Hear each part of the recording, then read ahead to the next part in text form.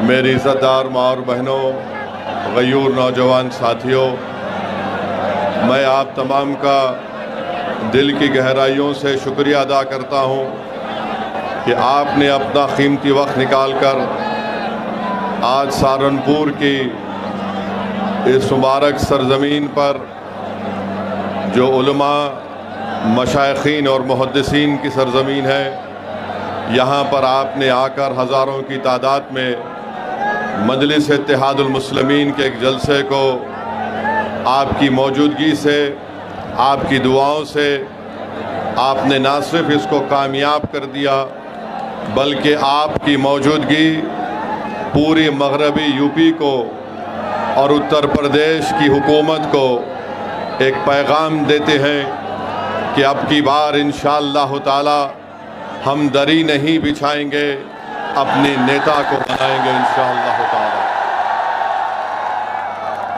शहनशीन पर मौजूद मगरब यूपी के सदर जनाब महताब चौहान साहब, उत्तर प्रदेश के सदर जनाब शौकत अली साहब, इस अजीमुशान जलसे के ऑर्गेनाइज़र जनाब मरगूब हसन साहब, ज़िला सदर सलीम साहब, शहर सदर दिलशाद साहब, डॉक्टर अरशद साहब, अनीस अहमद साहब, रईस मुल्क साहब, शहजाद खान,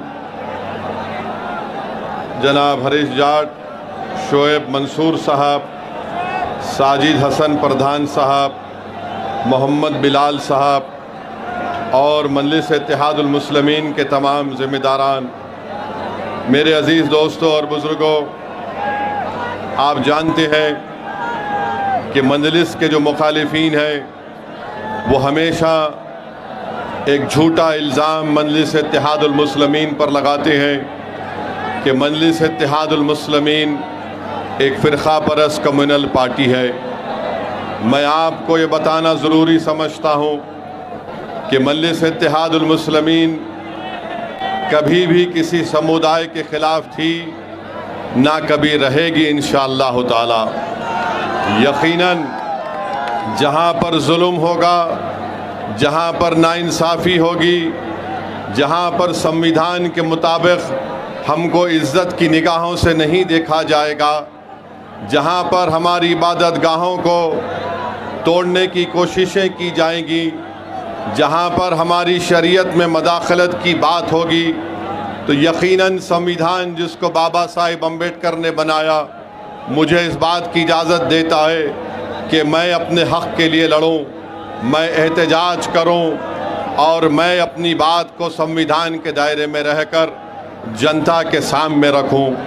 आज इस बात को कहने पर मेरे हुकूक़ का मुतालबा करना, इज़्ज़त और हिस्सेदारी की बात करना, अगर ये फ़िरक़ा परस्ती है तो जो सियासी पार्टी हमको फ़िरक़ा परस्त कहती है, मैं ये समझता हूँ कि दुनिया के सबसे बड़ी फ़िरक़ा परस्त पार्टी तुम लोग हो, जो मजलिस इत्तेहादुल मुस्लिमीन, जो गरीब और मज़लूमों के हक़ और इंसाफ की लड़ाई लड़ रही है। मेरे अज़ीज़ दोस्तों और बुज़ुर्गों, अगर मैं तारीख़ में चला जाऊँगा तो मुझे ये कहना पड़ेगा कि उत्तर प्रदेश की आवाम ने बरसों कांग्रेस का साथ दिया, उनको इख्तिदार दिया, उनको सत्ता दी।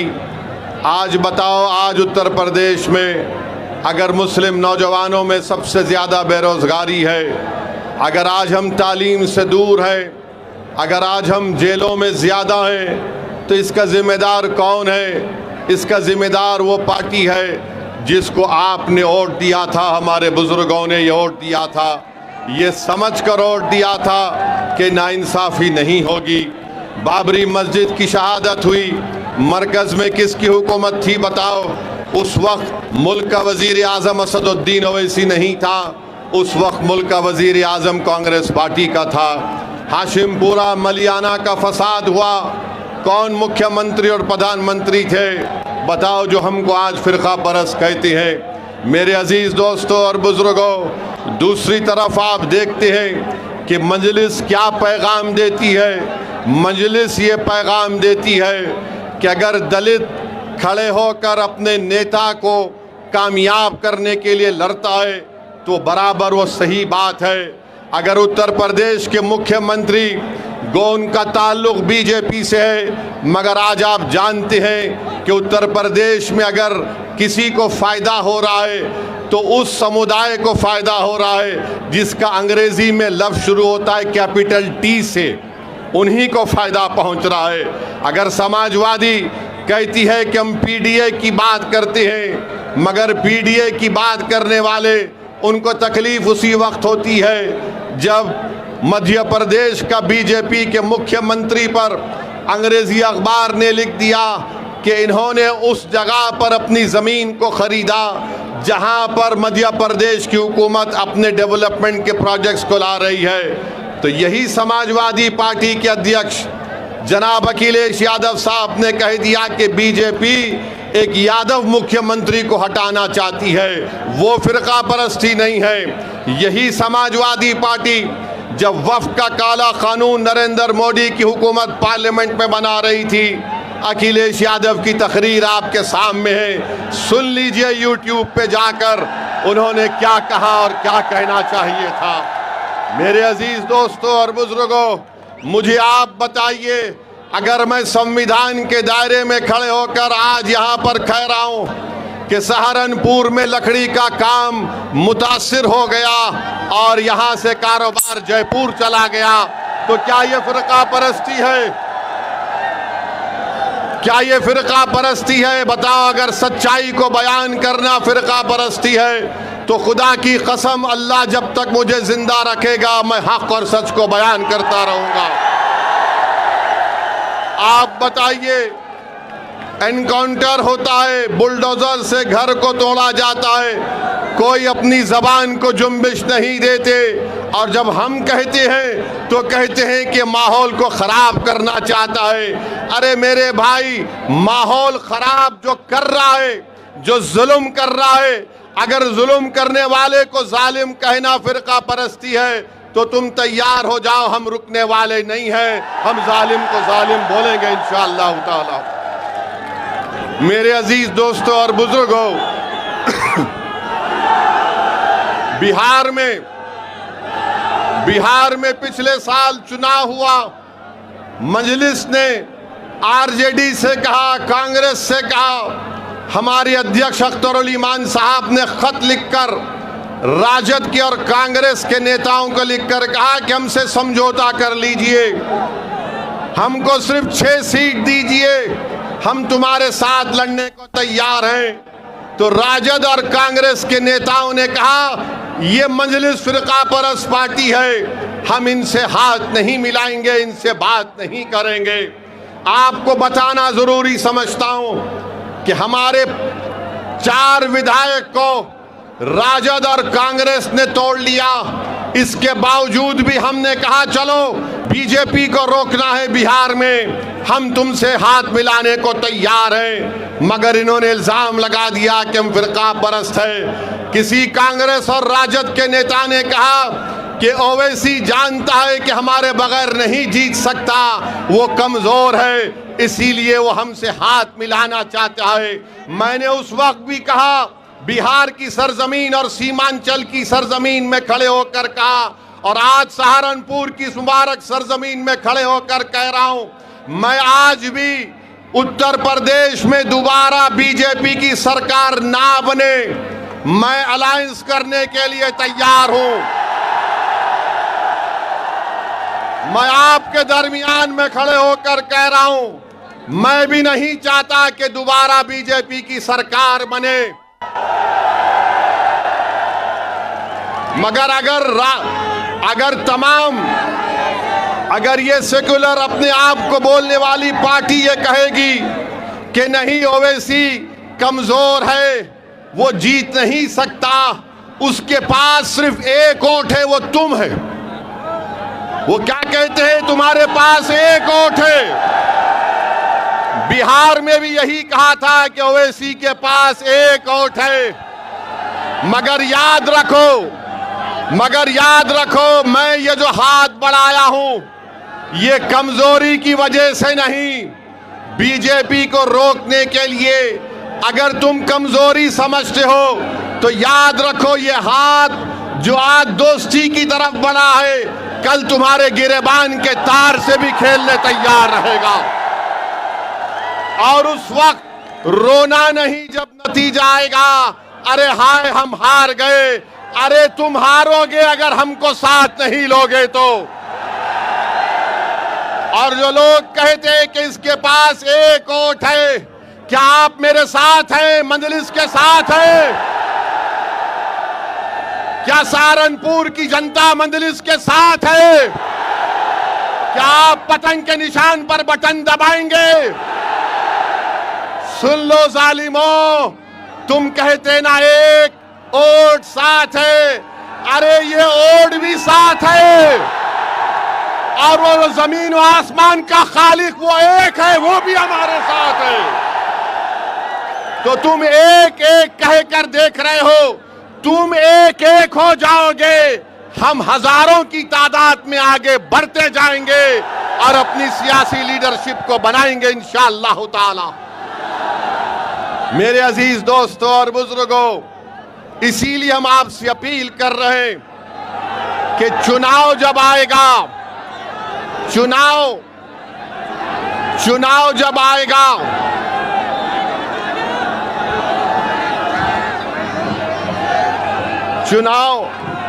चुनाव जब आएगा, ये तमाम समाजवादी के लोग आपके पास आकर कहेंगे भैया को मुख्यमंत्री बनाना है, हम सत्ता में आ रहे हैं और हम सत्ता में आएंगे तो हम सब कुछ खत्म कर देंगे। मेरे भाई, 2014 में इलेक्शन हुआ, मोदी प्रधानमंत्री बन गए, भैया ने कुछ नहीं किया। 17 में विधानसभा का चुनाव हुआ, फिर आपसे कहा गया झूठ, सत्ता में आना है, फिर हार गए। फिर 19 में पार्लियामेंट का चुनाव हुआ, फिर कहा कि दिल्ली में सरकार बनाना है, फिर मोदी आ गए, आपको धोखा दे दिया गया। 22 में चुनाव आया तो बोले नहीं, अब हम सत्ता में कैसा भी आ गए हैं। फिर आपने वोट दिया और आपने देख लिया कि फिर आपके भरोसे को धोखा दिया। मैं आपसे एक अपील कर रहा हूं, यकीनन बीजेपी को हराना है इंशाअल्लाह ताला। मगर मेरे दोस्त, मेरे गयूर नौजवानों, मेरे बुजुर्गों, हमारे मुअज़्ज़िज़ उलमाए इकराम, मेरी आपसे एक दर्दमंदाना अपील है, हम कब तक अपने घर को अंधेरा करके अग़ियारों के घर में रोशनी लाएंगे? अपने घर में रोशनी लाओ, अपने घर को आबाद करो, अपने बेटे को नेता बनाओ, तभी जाकर हमको हमारा हिस्सा मिलेगा। वरना याद रखिए, अगर हम सिर्फ वोट डालने वाली मशीन बन जाएंगे तो फिर कभी नाइंसाफी नहीं हो सकती है। जो लोग आज मजलिस को फिरका परस्त कहते हैं, मुजफ्फरनगर का कांड, 50,000 मुसलमान बेघर हुए, कौन था मुख्यमंत्री? ओवैसी थे या अखिलेश थे? आप बताइए। हम पर इल्जाम लगाते हैं। तो मेरे अजीज दोस्तों और बुजुर्गों, मेरी आपसे गुजारिश है कि यकीनन इंशाअल्लाह ताला चुनाव से पहले गठबंधन होगा, अलायंस होगा। मजलिस जिसके साथ जाएगी इंशाअल्लाह ताला अल्लाह राब उसको कामयाब और कामरान करेंगे। मेरे अजीज दोस्तों और बुजुर्गों, अब दूसरी बात, आपको आवाज आ रही है ना? बस काफी है, क्योंकि ये मेरी आवाज नहीं है, ये आपकी आवाज है, ये हमारे इत्तेहाद की आवाज है, जिससे सब दुश्मन डरते हैं और परेशान होते हैं। मेरे अजीज दोस्तों और बुजुर्गों, 12 साल से बीजेपी की सरकार है और हम देख रहे हैं कि पेपर पे पेपर लीक होते रहता है। पेपर लीक हुआ, उस वक्त कोई देशद्रोही का इल्जाम उन पर नहीं लगाया गया। मुझे अफसोस के साथ कहना पड़ता है कि हजारों लाखों परिवार के मासूम बच्चे जो गरीब परिवार से थे आज वो परेशान है। कल नीट का रिजल्ट आया, मैं ऐसे नौजवान लड़के और लड़कियों को भी जानता हूं जो आज परेशान थे। उन्होंने कहा कि पहला एग्जाम हमने अच्छा लिखा, दूसरा इम्तिहान लिखने गए तो हमारे हौसले पस्त थे, हम बड़े परेशान थे। बताइए इन मासूम बच्चों के ख्वाबों को चुकनाचूर किया जा रहा है, इसका जवाब कौन देगा? इसका जवाब कैसे मिलेगा? मेरे अजीज दोस्तों और बुजुर्गों, फिर आप देखते हैं कि वक्फ का काला कानून पार्लियामेंट में बनाया गया। उस कानून को जब बनाया जा रहा था, मैंने पुकार कर कहा कि मोदी की सरकार ये कानून मस्जिदों को छीनने के लिए बना रही है, दरगाहों और खानखाहों को छीनने के लिए बना रही है। आज आप देखते हैं कि संभल में मस्जिद को शहीद कर दिया गया, संभल में मस्जिद को शहीद कर दिया गया। और आज आप देखते हैं कि सहारनपुर में जो एक मस्जिद है उसको नोटिस दी जा रही है कि 6 करोड़ जुर्माना भरो या 15 दिन में उसको शहीद कर दिया जाएगा। अरे ये मस्जिद सहारनपुर की 1955 में उत्तर प्रदेश के सुन्नी वक्फ में रजिस्टर है। बताओ आखिर ये किस बुनियाद पर उत्तर प्रदेश की बाबा की सरकार मस्जिद को तोड़ने की नोटिस देती है?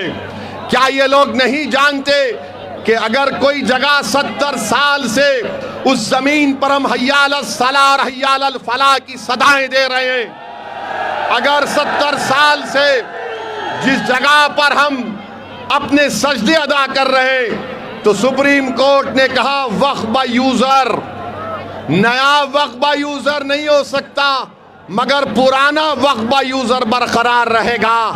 तो नोटिस दी जा रही है। अफसोस होता है कि इतना जुल्म क्यों किया जा रहा है। ये अगर ये समझ रहे हैं कि मस्जिदों को निशाना बनाकर, मदरसों को बंद करके, हमारी वक्फ की जायदादों को छीन कर, हमारी यूनिवर्सिटियों को तोड़कर वो इस्लाम से हमको दूर कर देंगे, तो मैं इन लोगों से कहूँगा कि जब सोवियत यूनियन था ऐसा ही जुल्म हुआ, कम्युनिस्ट पार्टी खत्म हो गई, सोवियत यूनियन खत्म हो गया और मस्जिदें आज भी आबाद है। तो तुम जो आज जुल्म कर रहे हो, इंशाअल्लाह ताला तुम्हारी शिकस्त यकीनी है। तुम आज एक जुल्म, एक जालिम के तौर पर सामने बढ़ रहे हो। मेरे अजीज दोस्तों और बुजुर्गों, आज रामपुर में एक यूनिवर्सिटी को तोड़ने की नोटिस दे दी गई है। रामपुर में आप बताइए, क्या ये नहीं जानते कि उत्तर प्रदेश में कितने मुसलमान बच्चे ग्रेजुएट होते हैं? 19-20% मुसलमानों की आबादी, सिर्फ 4% मुसलमान ग्रेजुएट होता है। और आज आप एक यूनिवर्सिटी को तोड़ना चाहते हैं। क्या ये नहीं जानते कि उत्तर प्रदेश में 15 साल के ऊपर लड़के, hello hello hello hello, Uttar Pradesh में 70% लड़के और लड़कियां 15 साल के ऊपर आज तालीम, प्राइमरी स्कूल की तालीम से महरूम हैं।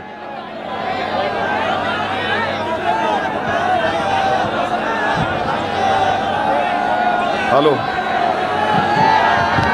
चलिए चलिए, अब काम चलाएंगे, कोई बात नहीं, काम चलेगा।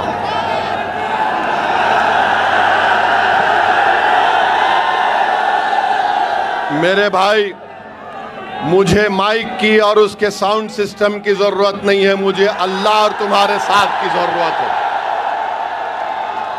आप साथ दीजिए, हमको इसकी जरूरत नहीं है। आप मुकम्मल मुत्तहिद हो जाइए।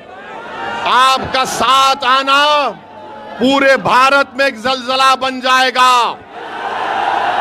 तुम्हारा इत्तेहाद की आवाज पूरी दुनिया में सुनाई देगी इंशाअल्लाह ताला। तो मैं आपसे कह रहा था कि मरकजी हुकूमत का डेटा है सिर्फ 4% उत्तर प्रदेश के मुसलमान ग्रेजुएट होते हैं। 1834 यूनिवर्सिटी के टीचर हैं उत्तर प्रदेश में। कितने मुसलमान हैं? 55 मुसलमान हैं खाली यूनिवर्सिटी के टीचर। बताओ ये जुल्म नहीं तो क्या है कि आज उन 3000 बच्चे जो रामपुर की जौहर यूनिवर्सिटी में पढ़ रहे हैं, आप उसको तोड़ना चाहते हैं। ये बात लोगों के सामने आ गई कि मस्जिद को रोकना है जाने से, मदरसे में नहीं जाना इल्म हासिल करने के लिए, हिजाब नहीं पहनना, सर पे टोपी दाढ़ी नहीं रहना, कॉलेज जाकर तालीम हासिल नहीं करना। ये हुकूमत बीजेपी आरएसएस का एजेंडा ये है कि हमको हर दरवाजा हमारा बंद कर दिया जाए। याद रखो, तुम्हारा जुल्म है वो इंशाअल्लाह ताला खत्म होकर रहेगा और अल्लाह इंशाअल्लाह उसको खत्म करेगा। मेरे अजीज दोस्तों और बुजुर्गों, अब आप बताइए कि किसी शायर ने अच्छा कहा, जुल्म फिर जुल्म है, बढ़ता है तो मिट जाता है, खून फिर खून है तो टपकेगा तो जम जाएगा बाबा, टपकेगा तो जम जाएगा। मेरे अजीज दोस्तों और बुजुर्गों, हर एतबार से हमको निशाना बनाने की कोशिशें की जा रही हैं। मैं आपको बता रहा हूं, अभी हम यहां पर आ रहे थे तो किसी एक मीडिया के जिम्मेदार ने हमसे पूछा कि इतने मुसलमान विधायक हैं, इतने मुसलमान सांसद हैं उत्तर प्रदेश में, क्या उनको अब खुलकर नहीं बोलना चाहिए? मैंने उनसे कहा, मुझे उनसे उम्मीद नहीं है। मैं यहाँ पर सहारनपुर और उत्तर प्रदेश और पूरे भारत में इसलिए जा रहा हूँ एक दीवाने की तरह कि मैं अपनी मौत से पहले इंशाअल्लाह ताला आपको नेता बनाऊंगा, अल्लाह आपको कायद बनाएगा। मेरा मकसद यहाँ पर अपने लिए नहीं आया हूँ। तुम बैठकर इस कलम से अपने मुकद्दर के फैसले करोगे इंशाअल्लाह ताला। अल्लाह तुमको इतनी ताकत देगा कि तुम उस इत्तेहाद और सियासी क़ियादत के बलबूते पर इस कलम से तुम अपनी औलाद, अपनी नस्लों की हिफाजत करोगे। ये मजलिस इत्तेहादुल मुस्लिमीन का मकसद है। और कल मालूम हुआ कि आज संभल में उत्तर प्रदेश के मुख्यमंत्री अपने भाषण में ये कह दिए कि संभल के तुर्कों के बारे में उन्होंने बड़े ही गलत जुमले इस्तेमाल किए। मैं उत्तर प्रदेश के मुख्यमंत्री से कहना चाहूँगा कि बाबा, मुझे बहुत बुरी आदत है, मुझे बहुत बुरी आदत है और शायद जब तक जिंदा रहूँगा इंशाअल्लाह ये आदत बरकरार रहेगी। तो बाबा, आपने तुर्कों के बारे में कहा था, तो तुर्क का लफ्ज भी अंग्रेजी में आता है टी से।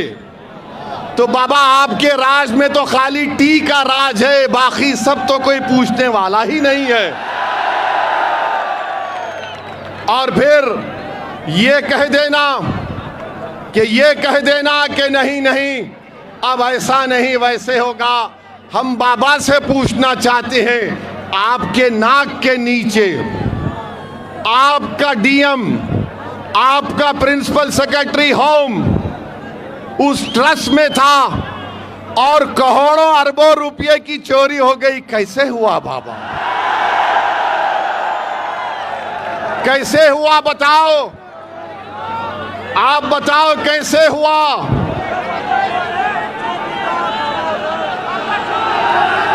जोर से बोलो।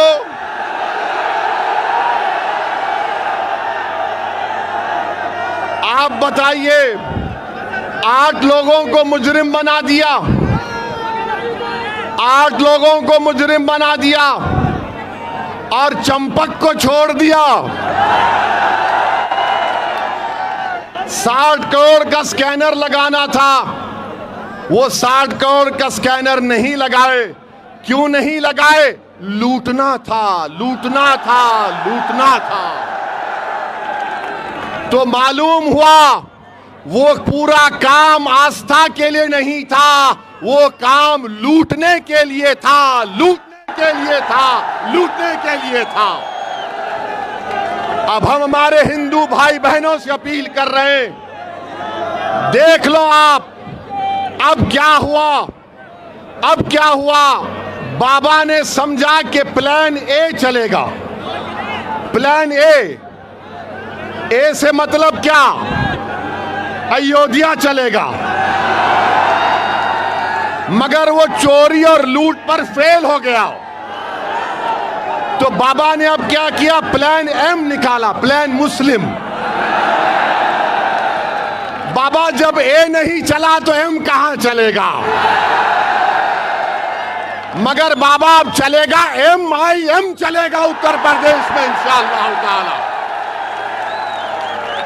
इसीलिए करोड़ों रुपए की चोरी से नजर हटाने के लिए यूनिवर्सिटी तोड़ देंगे, सहारनपुर की मस्जिद को तोड़ देंगे, संभल के कब्रिस्तान को तोड़ देंगे, उसको गोली मार देंगे। अरे जालिमो, जरा गिरेबान में झांक कर तो देखो कि तुम क्या कर रहे हो, क्या कर रहे हो तुम, कौन सा इंसाफ तुम कर रहे हो। मेरे अजीज दोस्तों और बुजुर्गों, हमको और आपको डरने और घबराने की जरूरत नहीं है। इंशाअल्लाह ताला हमारे बुजुर्गों ने चंगेज खान और मंगोलों और तातारियों के जुल्म को देखा, मगर अल्लाह ने हमको जिंदा रखा। इंशाअल्लाह ताला ये भी काले दिन छटेंगे, ये भी जुल्म खत्म होगा और हम इन जुल्म के बादलों को अपने इत्तेहाद की ताकत से हटाएंगे इंशाअल्लाह ताला। आप साथ देंगे ना मंजलिस का। मेरे अजीज दोस्तों और बुजुर्गों, मुझे बहुत कुछ कहना था, मगर क्योंकि ये साउंड सिस्टम लगता है बाबा की बी टीम बन चुका है, लगता है साउंड कंपनी वाला समाजवादी का है। मगर कोई बात नहीं, मैं फिर आऊंगा सहारनपुर को। और अब साउंड सिस्टम की जरूरत नहीं रही, क्योंकि हर दिल में अल्लाह ने एक साउंड को पहुंचा दिया, आवाज को। और वो आवाज क्या है, इत्तेहाद, इत्तेहाद, इत्तेहाद, इत्तेहाद। मेरे अजीज दोस्तों और बुजुर्गों, आप तमाम का बेहद शुक्रिया कि आप इतनी तकलीफ उठाकर यहां पर आए। अच्छा, अपना सेल फोन का लाइट खोलिए, सेल फोन का लाइट खोलिए, ताकि बाबा को, कांग्रेस को, समाजवादी को ये मालूम हो जाए कि हम फिरका परस्त नहीं, हम इंसान परस्त हैं, हम हक परस्त हैं, हम इंसाफ परस्त हैं। लगाओ मेरे साथ नारा, नारे तकबीर, नारे तकबीर, नारे तकबीर। भारत जिंदाबाद, भारत जिंदाबाद, हमारा इत्तेहाद जिंदाबाद, हमारा इत्तेहाद जिंदाबाद। आप तमाम से गुजारिश है कि पुरअमन तरीके से अपने घर को रवाना होइए और दुआ करते रहिए अल्लाह से कि अल्लाह हमको गालिब करे और कामयाब करे। अस्सलाम वालेकुम व रहमतुल्लाहि व बरकातुहू।